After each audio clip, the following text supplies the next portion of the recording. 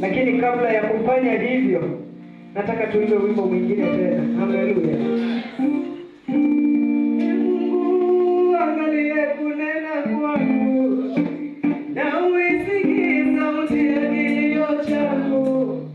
Moyo wangu umechoka kwa ajili ya wingi wa mateso yangu. Bwana Yesu asifiwe. Tunavuka mwaka, tunaingia kwa mwaka wa 2026. Amen. Na tutaenda peke yetu tusipobebwa na nani? Ni wakati wa kumwambia Mungu nibebe. Haleluya. Kwa sababu ukibebwa na ya dunia utabaki na 2025. Ukibebwa na marafiki watakuacha kwa 2025. Lakini ukibebwa na Mungu atakuvukisha hadi mwaka wa 2026 na ushindi na ushuhuda mpya katika jina la Yesu Kristo.